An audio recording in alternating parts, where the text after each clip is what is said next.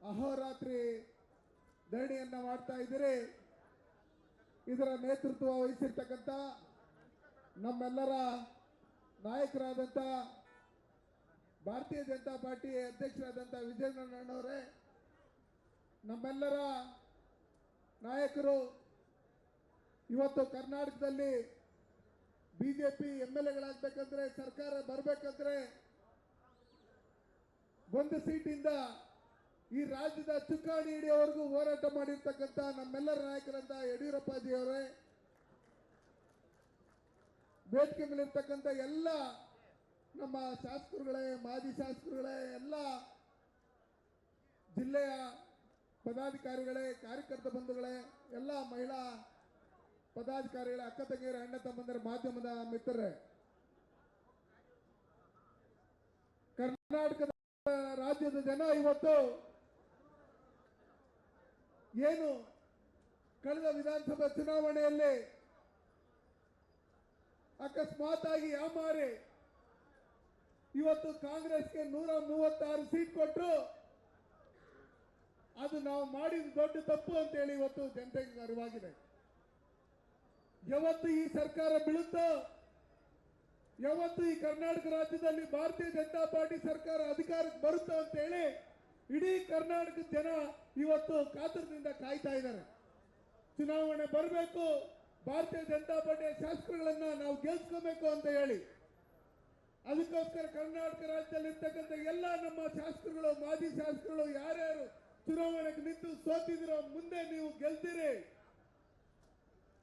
ನೀವು ಗೆಲ್ಲಬೇಕಂದ್ರೆ ಇವತ್ತು ಕರ್ನಾಟಕ ರಾಜ್ಯದಲ್ಲಿ ಕಾಂಗ್ರೆಸ್ ಸರ್ಕಾರ ಮಾಡ್ತಾ ಇರ್ತಕ್ಕಂಥ ಭ್ರಷ್ಟಾಚಾರವನ್ನ ಹಳ್ಳಿ ಹಳ್ಳಿಗೂ, ಪ್ರತಿ ಮಂಡಲಗೂ, ಪ್ರತಿ ವಿಧಾನಸಭಾ ಕ್ಷೇತ್ರಗಳಿಗೂ ನಾವು ಕೊಂಡೊಯ್ಬೇಕು.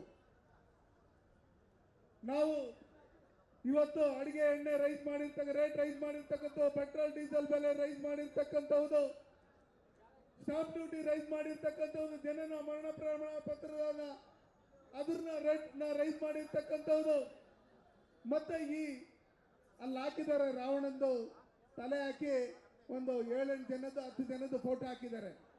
ಈ 136 ಜನದ್ದು ಅದ್ರಲ್ಲಿ ಫೋಟೋ ಹಾಕ್ಬೇಕು ಕಾಂಗ್ರೆಸ್ ಅಲ್ಲಿ ಇರ್ತಕ್ಕಂಥ ಶಾಸಕರದ್ದು, ಮಂತ್ರಿಗಳದ್ದು.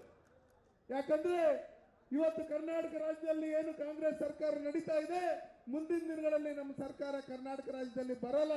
ಯಾಕಂದ್ರೆ ನಾವು ಪಾಕಿಸ್ತಾನಿ ಏಜೆಂಟ್ ಅಂತ ನಾವು ಅರ್ಥ ಮಾಡ್ತಾ ಇದ್ರಿ ಅಂತ ಹೇಳಿ ಗೊತ್ತಾಗ್ಬಿಟ್ಟಿದೆ ಜನಕ್ಕೆ ಅಂತ ಹೇಳಿ ಒಂದು ಕಮ್ಯುನಿಟಿಯನ್ನ ಮೆಚ್ಚುವಂತ ರೀತಿಯಲ್ಲಿ ಇವತ್ತು ಇಡೀ ಕರ್ನಾಟಕ ರಾಜ್ಯದಲ್ಲಿರ್ತಕ್ಕಂಥ ಬಹುಸಂಖ್ಯಾತರ ಓಟುಗಳನ್ನ ಹಾಕಿಸ್ಕೊಂಡು ನಮ್ಮ ತೆರಿಗೆ ಹಣವನ್ನ ಒಂದು ಕಮ್ಯುನಿಟಿಗೆ ಕೊಡುವಂತ ಕೆಲಸಗಳನ್ನ ಇವತ್ತು ಕರ್ನಾಟಕ ರಾಜ್ಯದಲ್ಲಿ ಮಾಡ್ತಾ ಇದ್ದಾರೆ. ನಾವೇನು ಮುಸಲ್ಮಾನರೇನು ವಿರೋಧಿ ಅಲ್ಲ.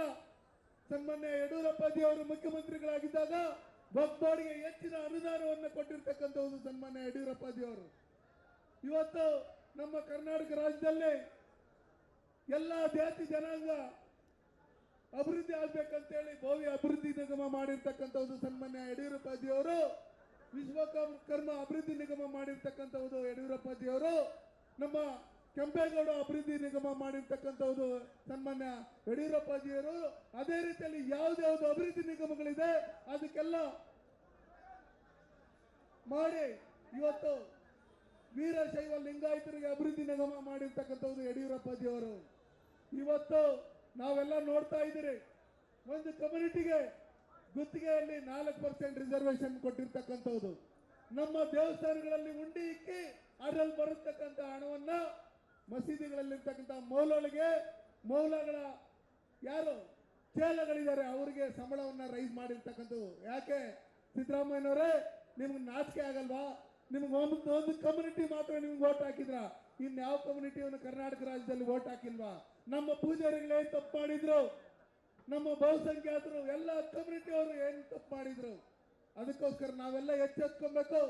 ಇವತ್ತು ಕರ್ನಾಟಕ ರಾಜ್ಯದಲ್ಲಿ ಪ್ರತಿ ಕಾಂಗ್ರೆಸ್ ಶಾಸಕರು ಇರ್ತಕ್ಕಂಥ ವಿಧಾನಸಭಾ ಕ್ಷೇತ್ರಗಳಲ್ಲಿ, ಪ್ರತಿ ಜಿಲ್ಲೆಗಳಲ್ಲಿ ಕನಿಷ್ಠ ಪಕ್ಷ ಅಂದ್ರೆ ಒಂದು ದಿನಕ್ಕೆ 5 ಕೋಟಿ ಲಂಚ ತಗೊಂತಾ ಇದ್ದಾರೆ. ಅದು DC ಇಂದ ಹಿಡಿದು, AC ಇಂದ ಹಿಡಿದು, ತಹಸೀಲ್ದಾರ್ ಇಂದ ಹಿಡಿದು, ರೆವಿನ್ಯೂ ಇಲಾಖೆ, ಫಾರೆಸ್ಟ್ ಇಲಾಖೆ, ಎಕ್ಸೈಸ್ ಡಿಪಾರ್ಟ್ಮೆಂಟ್, ಪ್ರತಿಯೊಂದು ಇಲಾಖೆಯಲ್ಲಿ ಒಂದು ದಿನಕ್ಕೆ 5 ಕೋಟಿ ಅಂದ್ರೆ ಒಂದು ತಿಂಗಳಿಗೆ 150 ಕೋಟಿಯನ್ನ ಬರೀ ಅಧಿಕಾರಿಗಳೇ ಲಂಚ ತಗೊಂತಾ ಇದ್ದಾರೆ. ಯಾಕೆ ಅಂತ ಕೇಳಿದ್ರೆ ಪ್ರತಿ ಶಾಸಕರುಗಳು ನಮಗೆ ಮಾಮೂಲಿ ಬರಬೇಕು ಪ್ರತಿದಿನ ಅಂತ ಹೇಳಿ ಪ್ರತಿಯೊಂದರಲ್ಲೂ ರೇಟ್ ಫಿಕ್ಸ್ ಮಾಡಿದ್ದಾರೆ. ಅದಕ್ಕೋಸ್ಕರ ಬಂಧುಗಳೇ, ನಾವು ಕರ್ನಾಟಕ ರಾಜ್ಯದಲ್ಲಿ ಮುಂದಿನ ದಿನಗಳಲ್ಲಿ ನಾವೆಲ್ಲ ಎಚ್ಚೆತ್ಕೊಂಡು ಇವತ್ತು ಕರ್ನಾಟಕ ರಾಜ್ಯದಲ್ಲಿ ನೀವು ನೋಡಿದ್ದೀರಿ, ಹಿಂದೆ ನಮ್ಮ ಧರ್ಮೇಗೌಡರು ಉಪಸಭಾಪತಿಗಳಾಗಿದ್ರು. ಅವರು ಚೇರನ್ನ ಸಮೇತ ತಗೊಂಡೋಗಿ ಹೊರಗಡೆ ಬಿಸಾಕಿರು. ಇದೇ ನಮ್ಮ ಕೋಲಾರನ ನಜೀರ್ ಅಹಮದ್ ಅವರು ಅವ್ರ ಕುತ್ತಿನ ಪಟ್ಟಿಗೆ ಹಿಡಿದು ಎಳೆದಾಡಿ ಅವ್ರು ಕೌಮಾರ ಮಾಡಿ ಲಾಸ್ಟ್ ಅವ್ರು ಯಾವ ರೀತಿ ಸತ್ತರು ಅಂತ ನೀವು ನೋಡಿದ್ದೀರಿ. ಆದರೆ ವಿಧಾನಸಭೆಯಲ್ಲಿ ವಿಧಾನ ಪರಿಷತ್ತಿನಲ್ಲಿ ನಮ್ಮ ಶಾಸಕರು MLCಗಳು ಧರಣಿ ಮಾಡಿದಂತ ಸಂದರ್ಭದಲ್ಲಿ ಸ್ಪೀಕರ್ ಚೇರ್ ಹತ್ರ ಹೋಗಿ ಪೇಪರ್ ಎಸ್ತಿರೋದಷ್ಟೇ, ಅವ್ರ ಚೇರ್ಗೂ ಕೈ ಹಾಕಿಲ್ಲ, ಅವ್ರ ನೆಟ್ಕೊಂಡು ಈತ ಕಡೆನೂ ದಬ್ಬ ಹಾಕಿಲ್ಲ. ಆದ್ರೆ ಇವತ್ತು ಯುಟಿ ಕಾಲರ್ ನಡ್ಕೊಳ್ತಾ ಇರ್ತಕ್ಕಂಥ ರೀತಿ ನಮ್ಮ ಶಾಸಕರುಗಳನ್ನ 18 ಜನವನ್ನ 6 ತಿಂಗಳ ಕಾಲ ಸಸ್ಪೆಂಡ್ ಮಾಡಿರ್ತಕ್ಕಂಥ ನೋಡಿದ್ರೆ ಕರ್ನಾಟಕ ರಾಜ್ಯದಲ್ಲಿ ಡಾಕ್ಟರ್ ಬಾಬಾ ಸಾಹೇಬ್ ಅಂಬೇಡ್ಕರ್ ಬರೆದಿರ್ತಕ್ಕಂಥ ಸಂವಿಧಾನದಲ್ಲಿ ಆಡಳಿತ ನಡೀತಾ ಇಲ್ಲ. ಇವರು ಪಾಕಿಸ್ತಾನ ಏಜೆಂಟ್ ಅಂತ ವರ್ತನೆ ಮಾಡಿ ಇವತ್ತು ಒಂದು ಕಮ್ಯುನಿಟಿನ ಮೆಚ್ಚಂತ ರೀತಿಯಲ್ಲಿ ಕೆಲಸ ಮಾಡ್ತಾ ಇದ್ದಾರೆ. ನಮ್ಮ ದೇವಸ್ಥಾನಗಳು, ಮಠ ಮಂದಿರಗಳು, ರೈತರ ಜಮೀನುಗಳನ್ನ ಇದನ್ನೆಲ್ಲ ಒಗ್ಗೂಡಿ ಸೇರಿಸೋದ್ರ ಮುಖಾಂತರ ಯಾವ ರೀತಿ ನಾವು ಬಹುಸಂಖ್ಯಾತರಿಗೆ ಅನ್ಯಾಯ ಮಾಡ್ತಾ ಇದ್ದಾರೆ ಅಂತ ಹೇಳಿ ನೀವು ನೋಡಿದ್ದೀರಿ. ಇವತ್ತು ಡಿಜಿಹಳ್ಳಿ ಕೆಜಿಹಳ್ಳಿಯಲ್ಲಿ ಏನು ಪೊಲೀಸ್ ಸ್ಟೇಷನ್ ಮೇಲೆ ಮುತ್ತಿಗೆ ಹಾಕಿದ್ರು, ಪೊಲೀಸರ ಮೇಲೆ ಹಲ್ಲೆ ಮಾಡಿದ್ರು, ಹುಬ್ಳಿಯಲ್ಲಿ ಹಲ್ಲೆ ಮಾಡಿದ್ರು, ಮೈಸೂರಲ್ಲಿ ಹಲ್ಲೆ ಮಾಡಿದ್ರು. ಅವ್ರನ್ನೆಲ್ಲ DK ಶಿವಕುಮಾರ್ ನಮ್ಮ ಬ್ರದರ್ಸ್ ಅಂತ ಹೇಳ್ತಾರೆ, ಅಮಾಯಕರು ಅಂತ ಹೇಳ್ತಾರೆ, ಸಣ್ಣ ವಯಸ್ಸರು ಅಂತ ಹೇಳ್ತಾ ಇದ್ದಾರೆ. ಇವತ್ತು ನೋಡಿದಿರಿ, ನಿನ್ನೆ ರಂಜಾನ್ ನಡೆದಂತ ಸಂದರ್ಭದಲ್ಲಿ ನಾವು ಮುಸಲ್ಮಾನ್ ವಿರೋಧಿಗಳೆಲ್ಲ ನಮ್ಮ ಜೊತೆಲಿ ನಮ್ಮ ಅಬ್ದುಲ್ ಅಜೀಂ ಸಾವರು ಇದ್ದಾರೆ. ನಮ್ಮ ಭಾರತೀಯ ಜನತಾ ಪಾರ್ಟಿ ಸರ್ಕಾರದಲ್ಲಿ ಸನ್ಮಾನ್ಯ ನರೇಂದ್ರ ಮೋದಿಜಿಯವರು ಯಡಿಯೂರಪ್ಪ ಮಾಡಿರ್ತಕ್ಕಂಥ ಅಭಿವೃದ್ಧಿ ಕೆಲಸಗಳನ್ನ ನೋಡಿ ನಮ್ಮ ಜೊತೆಲಿದ್ದಾರೆ. ನಿನ್ನೆ ಎಲ್ಲ ಫ್ಲೇವರ್ಗಳನ್ನ ಬಂದ್ ಮಾಡಿ ಅಲ್ಲಿ ನಮಾಜ್ ಮಾಡಕ್ ಬಿಟ್ಟಿರ್ತಕ್ಕಂಥದ್ದು ನೀವು ನೋಡಿದಿರಿ. ಅದಕ್ಕೋಸ್ಕರ ನಾವೆಲ್ಲ ಒಗ್ಗಟ್ಟಾಗಬೇಕು, ನಾವು ಹೋರಾಟ ಮಾಡಬೇಕು.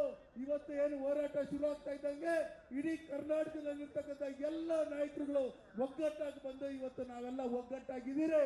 ನಾವೆಲ್ಲ ಮುಂದಿನ ದಿನಗಳಲ್ಲಿ ನಾವು ಭಾರತೀಯ ಜನತಾ ಪಾರ್ಟಿ ಸರ್ಕಾರ ಅಧಿಕಾರಕ್ಕೆ ತರಬೇಕು. ವಿಜೇಂದ್ರನವ್ರ ನೇತೃತ್ವದಲ್ಲಿ ನಾವೆಲ್ಲ ಹೋರಾಟ ಮಾಡಬೇಕಂತ ಹೇಳಿ ಬಂದಿದ್ದಾರೆ. ಅದೇ ರೀತಿಯಲ್ಲಿ ನಾವೆಲ್ಲ ಮುಂದುವರಿಯೋಣ. ಮುಂದಿನ ದಿನಗಳಲ್ಲಿ ನಾವು ಕರ್ನಾಟಕ ರಾಜ್ಯದಲ್ಲಿ ಸರ್ಕಾರ ತರೋವರೆಗೂ ನಾವು ನಿದ್ದೆ ಮಾಡಿಕೊಡ್ದು ಆ ನಿಟ್ಟಿನಲ್ಲಿ ನಾವು ಹೋರಾಟ ಮಾಡಬೇಕಂತ ಹೇಳಿ ಈ ಹೋರಾಟದಲ್ಲಿ ಭಾಗವಹಿಸಿರ್ತಕ್ಕಂಥ ಎಲ್ಲರಿಗೂ ನಾನು ಧನ್ಯವಾದಗಳನ್ನು ಹೇಳ್ತಾ ನನ್ನ ಮಾತನ್ನು ಮುಗಿಸ್ತೇನೆ. ಜೈ ಹಿಂದ್, ಜೈ ಭಾರತ್.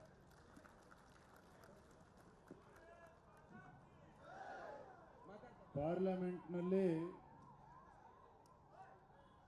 ವಕ್ಫ್ ಬಿಲ್ ಬಗ್ಗೆ ಇವತ್ತು ಚರ್ಚೆ ಪ್ರಾರಂಭ ಆಗಿದೆ.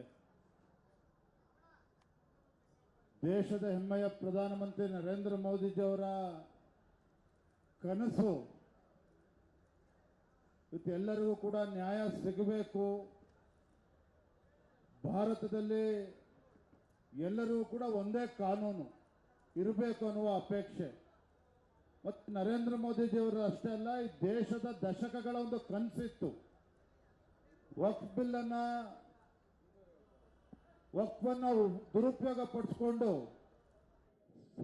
ಸಾವಿರ ಕೋಟಿ ಇಲ್ಲ ಲಕ್ಷ ಕೋಟಿಗೂ ಹೆಚ್ಚು ಬೆಲೆ ಬಾಳ್ತಕ್ಕಂಥ ಆಸ್ತಿಗಳನ್ನ ಹೊಡ್ಕೊಂಡಿರ್ತಕ್ಕಂಥ ಕೀರ್ತಿ ಯಾರಿಗೆ ಸಲ್ತದೆ ಅಂತ ಹೇಳಿದ್ರೆ ಈ ದೇಶದಲ್ಲಿ ರಾಜ್ಯದಲ್ಲಿರ್ತಕ್ಕಂಥ ಕಾಂಗ್ರೆಸ್ ಪುಡಾರಿಗಳಿಗೆ ಸಲ್ತದೆ. ಅಂತ ಒಂದು ವಕ್ಫ್ಗೆ ಒಂದು ಅಮೆಂಡ್ಮೆಂಟ್ ತರಬೇಕು ಅಂತೇಳಿ ಈಗಾಗಲೇ ಬಿಲ್ ಮೂವ್ ಆಗಿದೆ. ಇವತ್ತು ಪಾರ್ಲಿಮೆಂಟಲ್ಲಿ ಚರ್ಚೆ ನಡೀತಾ ಇದೆ. ಇವತ್ತು ನಾಳೆ ಒಳಗೆ ಆ ಬಿಲ್ ಕೂಡ ಪಾಸ್ ಆಗ್ತದೆ. ಅಂತ ಒಂದು ಐತಿಹಾಸಿಕ ಕ್ಷಣವನ್ನ ನೋಡುವಂತ ಶುಭ ಸಂದರ್ಭ ನಾವೆಲ್ಲರೂ ಕೂಡ ಸೇರಿದ್ದೇವೆ ಅನ್ನೋದನ್ನ ಈ ಸಂದರ್ಭದಲ್ಲಿ ಹೇಳ್ತಾ, ಇವತ್ತಿನ ಈ ಹೋರಾಟದ ಯಶಸ್ಸಿನ ಹಿಂದೆ ನಮ್ಮ ವಿಧಾನ ಪರಿಷತ್ ಸದಸ್ಯರಾಗಿರ್ತಕ್ಕಂಥ ರವಿಕುಮಾರ್ ಅವರು, ರಾಜ್ಯದ ಪ್ರಧಾನ ಕಾರ್ಯದರ್ಶಿಗಳಾಗಿರ್ತಕ್ಕಂಥ ಕುರ್ಚಿ ರಾಜೀವ್ ಅವರು, ನಮ್ಮ ಬೆಂಗಳೂರು ಮಹಾನಗರದ ನಮ್ಮ ಅಭ್ಯರ್ಥಿಯಾಗಿದ್ದಂಥ ಉಮೇಶ್ ಶೆಟ್ಟಿ ಅವರು, ಹಾಗೆ ನಮ್ಮ ಸಾಮಾಜಿಕ ಜಾಲತಾಣ ನರೇಂದ್ರ ಕುಮಾರ್ ಅವರು ಕೂಡ ಎಲ್ಲ ಶ್ರಮವನ್ನು ಹಾಕಿದ್ದಾರೆ. ಇವತ್ತಿನ ಸಭೆಯಲ್ಲಿ ನಮ್ಮ ಮಾಜಿ ಶಾಸಕರು, ಮಾಜಿ ಸಚಿವರಾಗಿರ್ತಕ್ಕಂಥ ಬೆಳ್ಳುಬ್ಬಿ ಅವರು ಬಂದಿದ್ದಾರೆ. ಅದೇ ರೀತಿ ರಾಣೆಬೆನ್ನೂರಿನ ಮಾಜಿ ಶಾಸಕರಾಗಿರ್ತಕ್ಕಂಥ ಅರುಣ್ ಪೂಜಾರ್ ಅವರು ಕೂಡ ಬಂದಿದ್ದಾರೆ. ಎಲ್ಲ ಅನೇಕ ಜನ ನಮ್ಮ ಮುಖಂಡರು ಕೂಡ ಬಂದಿದ್ದಾರೆ. ಅವ್ರನ್ನು ಕೂಡ ಮತ್ತೊಮ್ಮೆ ಸ್ವಾಗತವನ್ನು ಕೋರ್ತಾ, ಮಾಜಿ ಶಾಸಕರು, ಮಾಜಿ ಸಚಿವರಾಗಿರ್ತಕ್ಕಂಥ ಜೀವರಾಜ್ ಅವರು ಈ ಸಭೆನ ಉದ್ದೇಶಿಸಿ ಮಾತನಾಡಬೇಕು ಅಂತೇಳಿ ವಿನಂತಿ ಮಾಡ್ತೇನೆ.